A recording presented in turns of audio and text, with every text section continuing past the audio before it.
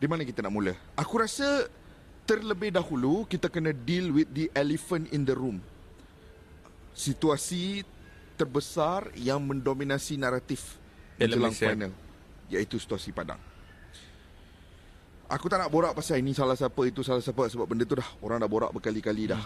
Tapi Han rasa situasi Padang ini akan memberikan impak ke atas kualiti permainan hari ini. Sekarang 8 jam sebelum kick off. 8 jam sebelum kick off di mata kita, disebabkan ini show live kan. Di depan mata kita ni sebenarnya Kish di bahagian tengah tu saja lagi yang kita sifatkan sebagai belum siap lah kan. Tapi di bahagian di bahagian gol kedua-dua pasukan ni nampak macam playable, Kish. Nampak macam playable. Mungkin di bahagian tengah ada mungkin ada tindakan-tindakan terakhir daripada groundsman berpengalaman kita ni. Diorang dah dari awal kita sampai ke stadium tadi sampai sekarang, diorang sebenarnya bekerja di bawah matahari panas untuk cuba menyesuaikan situasi as much as possible lah kan. Ya, kita nak bagi penghargaan lah kepada groundsman kita yang bekerja sangat keras sekarang ini untuk memastikan 8 jam saja lagi. Aku rasa dalam 5 jam lagi penonton boleh mula masuk ke dalam stadium dah. 5-6 jam ni penonton boleh mula masuk ke dalam stadium dah. Dan but in the first place, Kish, sepatutnya ini tak terjadilah kan. Banyak stadium. Ini bukan salah Coldplay. Ini bukan salah orang yang beli tiket nak tonton Coldplay. Sebab banyak je stadium seluruh dunia yang host konsert. Dan agak selfish untuk orang-orang yang ni aku nak kata ni. Agak orang-orang peminat bola sepak yang menyalahkan peminat-peminat konsert. Sebab dia ingat stadium ni dibina, seluruh dunia bina stadium ni hanya untuk bola sepak saja. Come on, kita pun minat bola sepak juga, Kish. Tapi tak ada lah facility community macam ni yang untuk satu benda saja. Itu bagi aku sangat selfish. Tak ada, itu tak termasuk dalam aku punya kamus kehidupan berkomuniti. Tak boleh jadi macam tu lah. Betul. Cuma pengurusan lah. Itu pengurusan saja. Kalau pengurusan dia okey, kita semua ikut schedule, okey, tak ada masalah. Tapi sekarang ni juga Padang ni bukan Padang yang biasa dalam aku rasa kebanyakan edisi Piala Malaysia kita gunakan jenis Padang Kawgras. Sebelum ni kita ada Padang yang agak baru, dan aku puji usaha untuk memperbaharui, untuk memodernkan Piala Malaysia, memartabatkan Piala Malaysia, dan sudah tentu Padang ini bukan saja digunakan untuk Piala Malaysia kan, tetapi untuk event-event bola sepak lain, membabitkan Harimau Melaya juga. Jadi lebih banyak kelebihan daripada kekurangan. Kita fokus dekat kelebihan sajalah. Betul kan? Betul. Jangan nanti saya marah nanti kalau saya cakap banyak. Tapi aku nak tanya, sebab ada orang cakap Padang condition macam ni bagi advantage kat Terengganu, betul ya? Tak jugalah.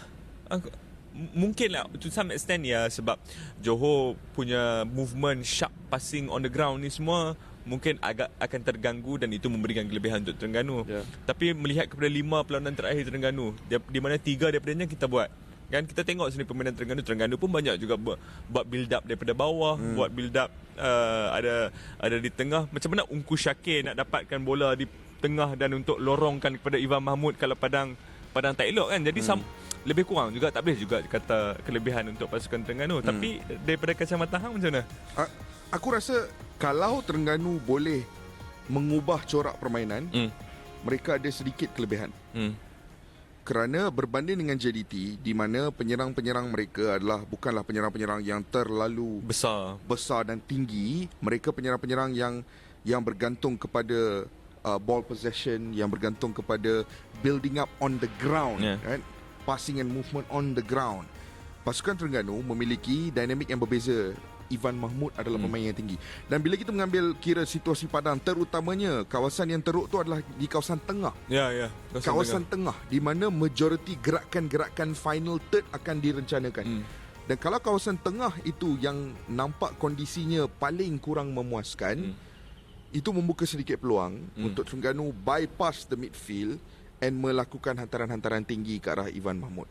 Perbezaan dia cuma satu, Ivan Mahmud pun just because dia tinggi tak semestinya dia akan menang semua. Sebab dia kena berhadapan dengan Jordi Amat. Dia kena berdepan dengan pemain-pemain pertahanan JDT yang luar biasa.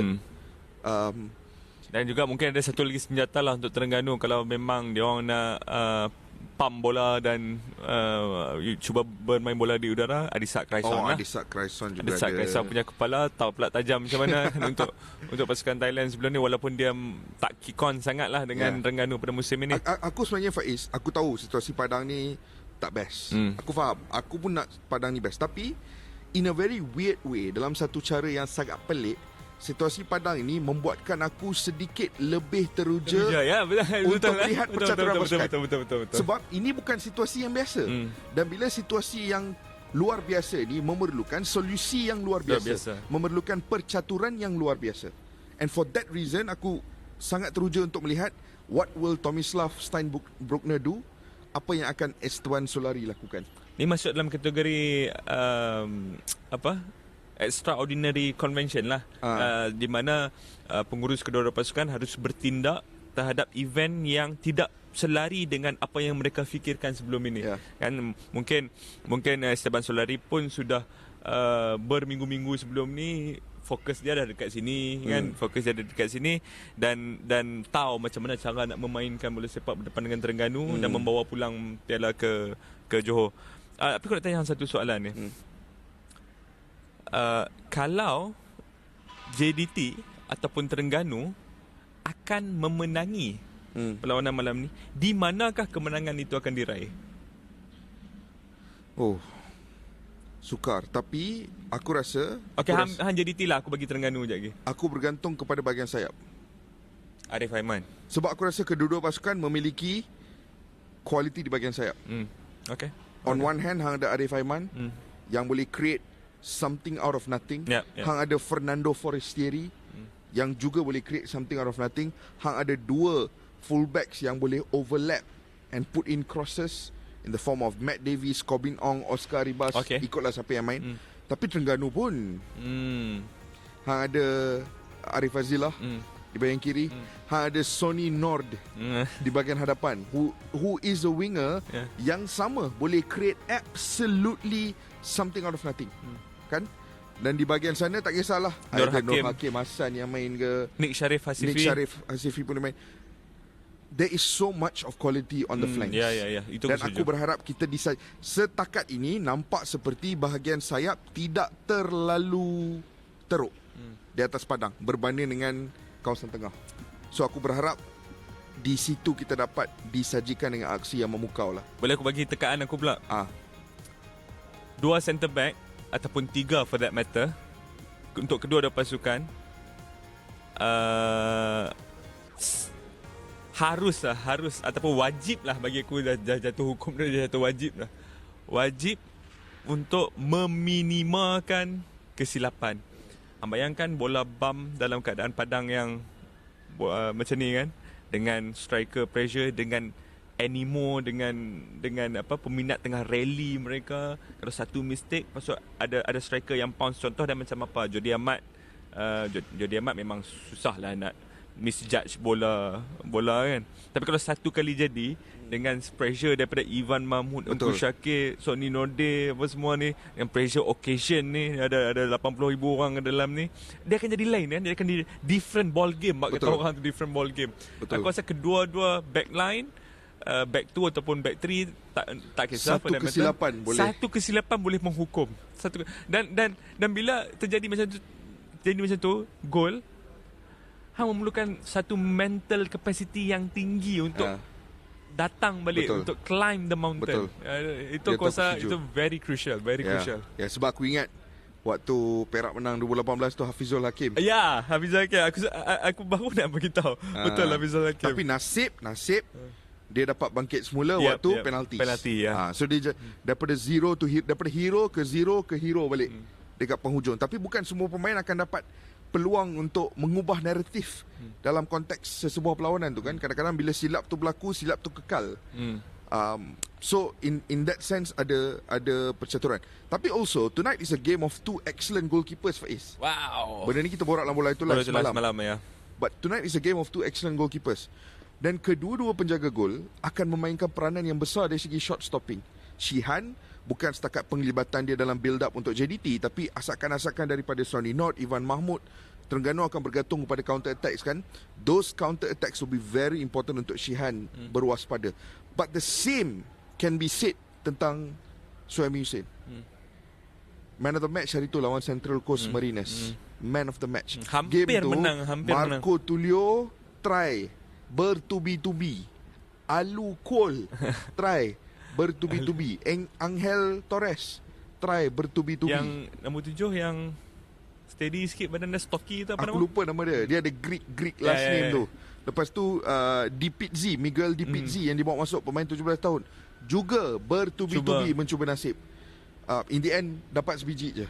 The rest was all stopped and saved by Suhaimi Hussein di Australia away from home. Dan untuk Shihan pula, dia bertindak banyak perlawanan, bertindak sebagai sweeper. Ulsan Hyundai.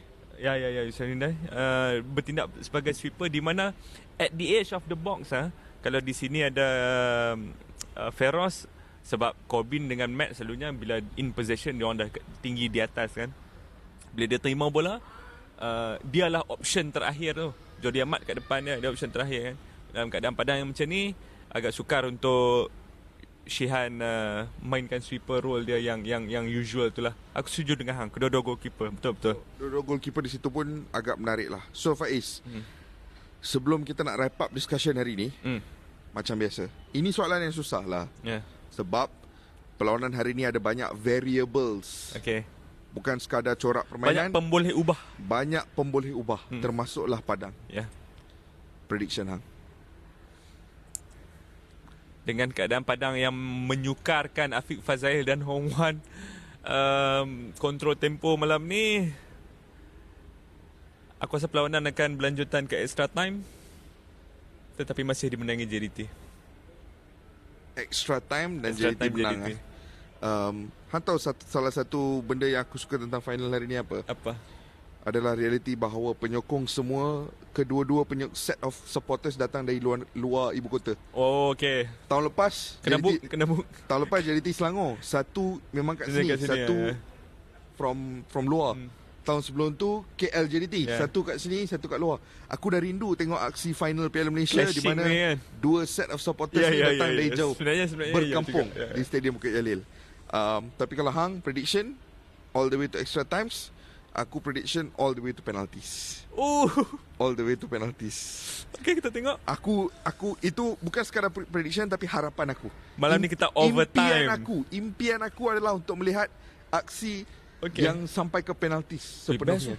Best. Baru ada drama. Dengan naratif padang sepanjang seminggu sebelum ni. Betul. Dengan high perlawanan macam ni, dengan ada Ivan Madani dekat luar tu, penalti lagi. Hang bayang kalau orang kata situasi padang ni boleh merencatkan perlawanan, tiba-tiba perlawanan tu jadi perlawanan yang epic sampai extra time, penuh drama, antara perlawanan paling bersejarah dalam. Producer kita nak tahu siapa menang daripada hang. Daripada aku. Aku ingat boleh lari sikit. Jangan. Saya dengar producer kita tengah cakap ni. Naratif yang saya nak adalah naratif counter culture. Sekarang ni dominant culture dalam bola sepak Malaysia JDT. Right? Tapi an underdog story akan menjadi luar biasa. So mungkin prediction aku Terengganu on penalties. Fitting lah dengan Piala Malaysia punya status ni, Kish. Hello gang. Untuk Bola Itu Live sekarang ni, sedutan-sedutan menarik daripada setiap episod korang boleh tonton di YouTube Astro Arena. Tapi kalau nak tengok episod penuh ataupun nak dengar episod penuh, korang boleh tonton di Astro Go ataupun dengarkan audio penuh episod Bola Itu Live di platform Shock dan juga Spotify.